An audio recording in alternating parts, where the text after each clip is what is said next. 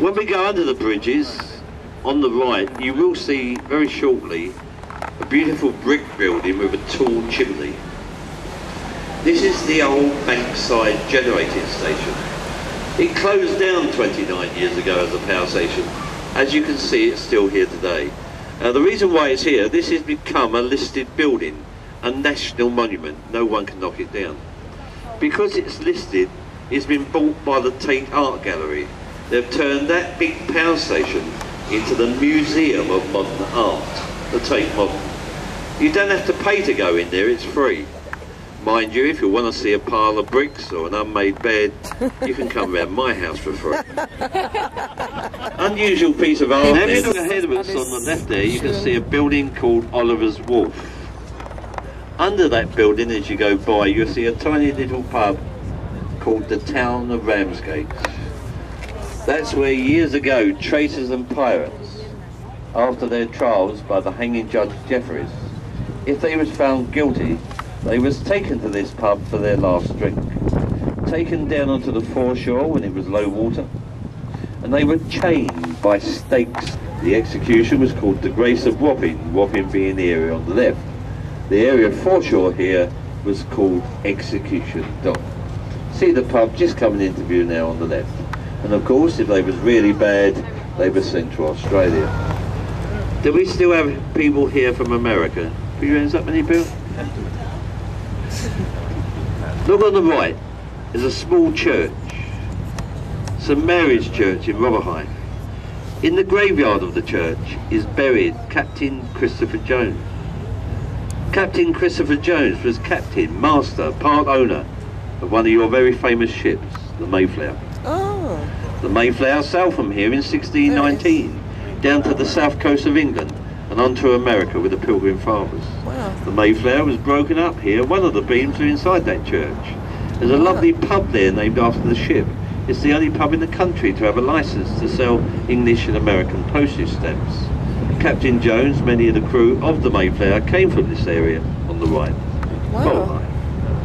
There's a lovely model of the Mayflower on top of the pub. Oh, yeah. Just ahead of us there's a warehouse with a blue wall and white windows. Next to it is an orange life-saving ring. Between the two, if you look very carefully, there's where them people are now, there's a large bronze statue of the Pilgrim Fathers built in the Mayflower, just on the right. Also on the right, the tallest building in the country, Canary Wharf. That's the tallest building in this country, Canary Wharf. Over on the right. With the pyramid itself. Now, probably one of the most famous pubs in London, the oldest pub on the River Thames. This area on the left is an island. It's called the Isle of Dogs. Alright, here we go. Probably some of the most expensive land in the country now, this island. Companies from all over the world are moving here. Headquarters of HSBC, Citibank, Barclays Bank. Everything you can see now has been built in the past 25 years. They say in 30 years' time, this island on the left could look like Manhattan Island in New York with many tall buildings.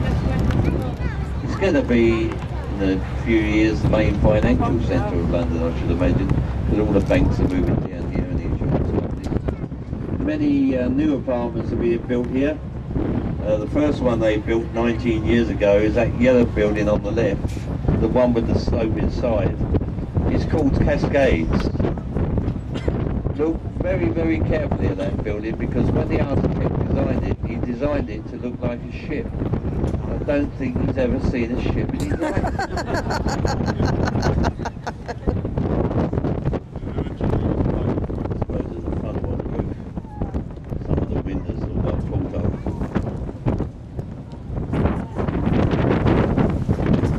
How many fish we got in the Thames. Can't show you any fish.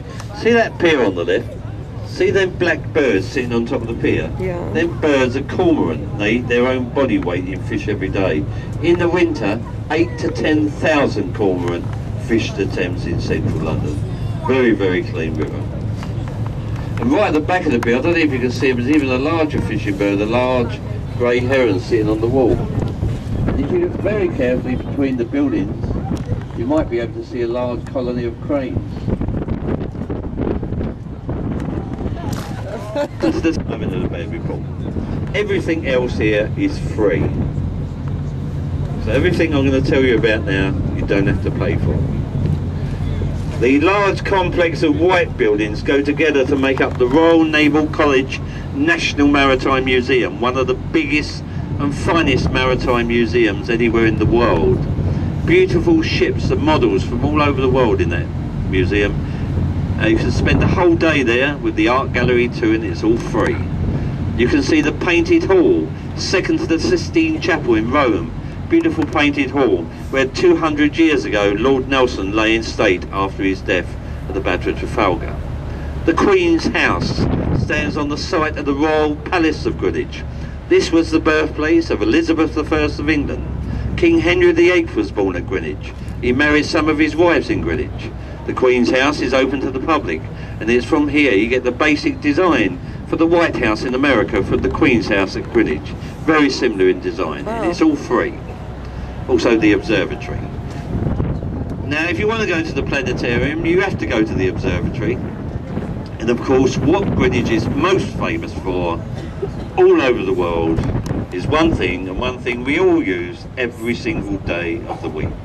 Toilet paper. Time. Look at the top of the hill on the skyline, you can see the green dome and the buildings of the Royal Observatory.